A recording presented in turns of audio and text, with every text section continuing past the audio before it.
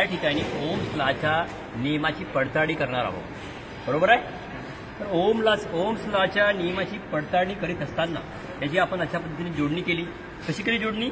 सर्वप्रथम हा काय आहे, ऑटो ट्रान्सफॉर्मर किंवा आपण त्याला व्हेरियाक म्हणतो. व्हेरियाकचा इन्कमिंग सप्लाय इथं लावला आहे. त्याच्यानंतर हा आउटपुट सप्लाय आहे आणि या ठिकाणी हा रेजिस्टिव्ह लोड आहे, हा व्होल्टमीटर, हा एमिटर आणि हा व्हेरिएबल रेजिस्टन्स. अशा प्रकारे या ठिकाणी जोडणी झालेली आहे. जोडणी झाल्यानंतर आता बघा, हा आपला व्हेरिएबल रेजिस्टन्स आहे जो आहे हा या ठिकाणी आपला पहिला नियम कोणता आहे? प्रवाह दाबाच्या समप्रमाणात बदलतो. प्रवाह दाबाच्या समप्रमाणात बदलतो. तर प्रवाह समप्रमाणात बदलत असताना कशी आपल्याला रिडिंग घ्यायची आहे त्याच्याबद्दल सांगतो. आता या ठिकाणी बघा, आपल्याला व्होल्टेज या ठिकाणी कसा ठेवायचा आहे? कायम. व्होल्टेज आपल्याला फक्त कायम ठेवायचा आहे आणि रेजिस्टन्स फक्त बदलवायचा आहे. तर आता तुम्हाला हा रेजिस्टन्स आपण या व्हेरिएबल रेजिस्टन्स या ठिकाणी ठेवलेला आहे. ठीक आहे, ओके. हा एकूण रेजिस्टन्स तुमचा 250 ओम आहे, बरोबर. मिडलमध्ये असल्यामुळे 125 ओहम एवढा त्याचा रेजिस्टन्स आहे, ओके. त्याच्यानंतर आपला रिडिंग किती आली? तर 200 ओम गेली का? 200 व्होल्टेज हे बा 200 व्होल्ट. 200 व्होल्ट असताना रिडिंग किती आली आपली? 0.50 0.50 60 59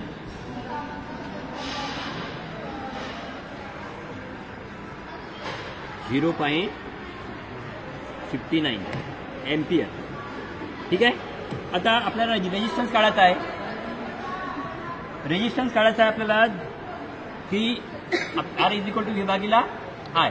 रेजिस्टन्स किती आहे आपला व्होल्टेज किती आहे? 200 आणि आपला करंट किती आलेला आहे?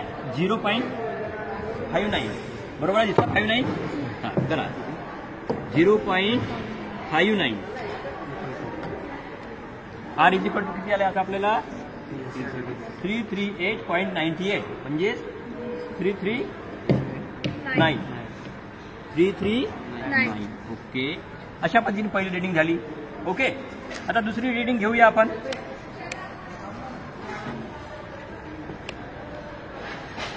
तर रेजिस्टन्स बदलवतो आपण. तर अशा वेळेस आपली रिडिंग किती आहे? 0.85, बरोबर. पहा एक वेळ 85 आहे का 84 आहे? 0.84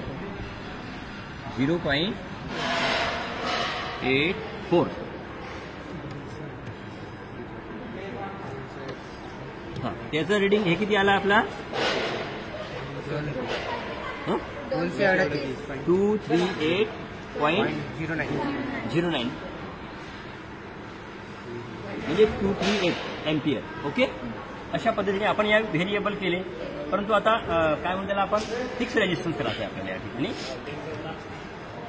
दक्षता ही घ्यायची आहे की आपल्याला इथं सुद्धा करंट लागू शकतो. त्यामुळे योग्य त्या वेळेस आपण आपला सर्किट बंद करायचा आहे.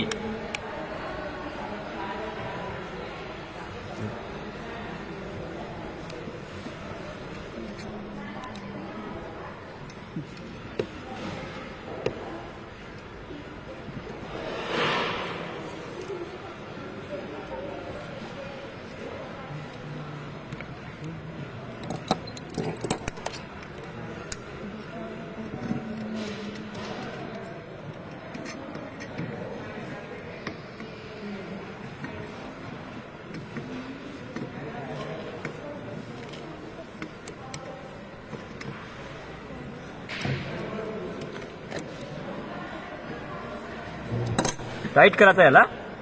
आता तुम्ही अशा पद्धतीने तुमचा रिडिंग घेऊ शकता.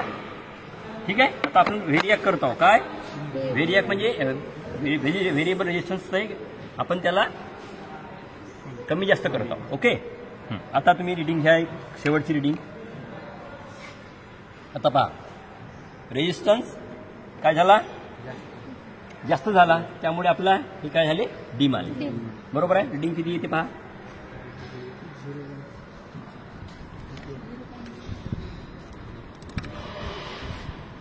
0.44 इज इक्वल टू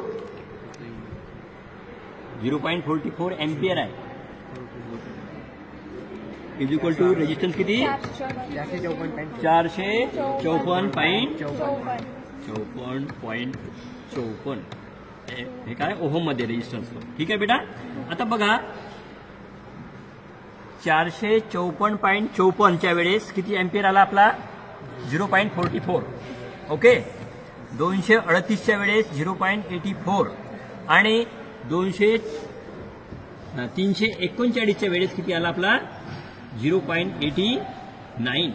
तर तुम्हाला या ठिकाणी काय लक्षात येत आहे की जेवढा रेजिस्टन्स जास्त तर त्या प्रमाणात करंट कमी.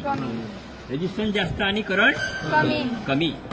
तर अशा पद्धतीने तुम्ही हे रीडिंग घेतली. लक्षात घ्या ना. पहा 454 जास्त आहेत. त्याच्यानंतर 454 नंतर 454 ओहम झाले. 238. ठीक आहे. हे एकदम कमी आहेत. कमी असल्यामुळे रेजिस्टन्स किती 0.84 आणि त्याच्यानंतर 339 ओहम आहेत. त्याच्यानंतर 0.89 एम्पियर आपल्याला या ठिकाणी मिळालेला आहे. ठीक आहे. तर या इथं काय म्हणू शकतो आपण की प्रवाह हा कशाच्या प्रमाणात रेजिस्टन्सच्या व्यस्त प्रमाणात. रेजिस्टन्स वाढला करंट कमी झाला. अशा पद्धतीने तुम्हाला ह्या ठिकाणी ओम्सला आता प्रवाह दाबाच्या समप्रमाणात व विरोधाच्या व्यस्त प्रमाणात. हा व्यस्त प्रमाण आहे कारण की आपण या ठिकाणी रेजिस्टन्स काय करतो कमी जास्त आणि काय ठेवतो या ठिकाणी कायम व्होल्टेज कायम ठेवतो. गुड. तर नंतर दुसरी जी प्रॅक्टिकल आहे आपली त्या दुसरी प्रॅक्टिकल म्हणजे हीच प्रॅक्टिकल परंतु प्रवाह दाबाच्या समप्रमाणात कसा बदलते या ठिकाणी तुम्हाला सांगतो. तर हे बघा या ठिकाणी आपल्याला काय करायचं आहे. इथं आपण काय सारखा ठेवला व्होल्टेज सारखा ठेवला. आता तुम्हाला काय सारखा ठेवायचा आहे रेजिस्टन्स सारखा ठेवायचा आहे. आता समजा याच ठिकाणी आपण रेजिस्टन्स ठेवला. ओके. तेवढाच बल लावला तर आपले समजा या ठिकाणी 160 व्होल्ट आहे ना 160. त्याच्यानंतर ओके 160. हां 160 व्होल्टवर तुमचा करंट किती आला 0.35. 0.35. हां. तर आर काढायचा आहे आपल्याला व्ही भागीला आय. बरोबर आहे. R is equal to V भागीला आय. तर 160/0.35 किती आले 457.14.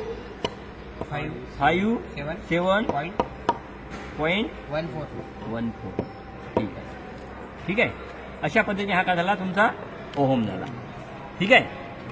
नंतर काय आहे की नंतर पुन्हा तुम्हाला ते व्होल्टेजची दुसरी रिडिंग घ्यायची आहे 200. आता व्होल्टेज तुम्हाला बदलायचे आहे का नाही. हा 200 व्होल्टवर ठेवायचा आहे. ठीक आहे. आपल्याला आपला व्होल्टेज बदलवता किती आहे रिडिंग बघा 0.44 एम्पियर. हां. आता तुम्हाला या ठिकाणी काय काढायचं आहे आर काढायचा आहे. तर आर किती येईल ते बघा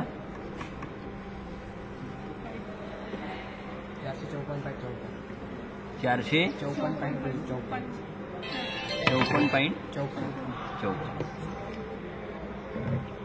ठीक आहे. आता तिसरी रिडिंग घ्या किती 230 वरची घ्या.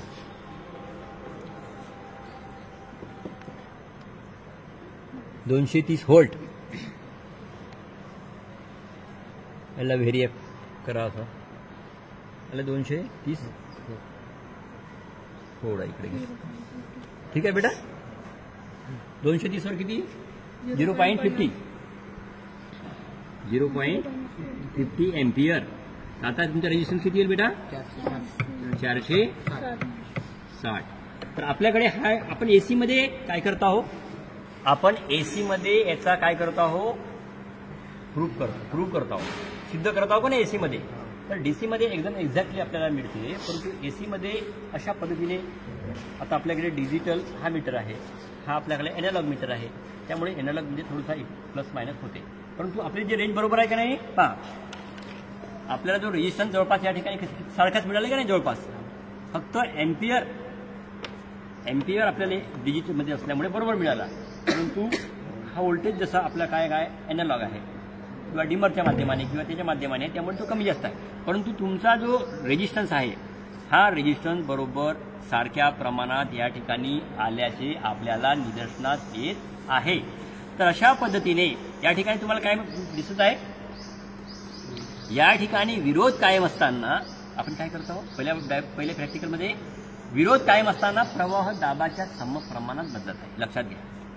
हा पहा, 160 व्होल्टेजच्या वेळेस 0.35 अँपियर, 200 व्होल्टच्या वेळेस 0.44 अँपियर, 230च्या वेळेस 0.50. म्हणजे जसा जसा तुमचा काय वाढला, जसा जसा तुमचा व्होल्टेज वाढला त्या प्रमाणात तुमचा काय अँपियर सुद्धा वाढला. हे तुम्हाला ओम्स लॉच्या माध्यमाने या ठिकाणी प्रूव्ह करायचं आहे. ओके.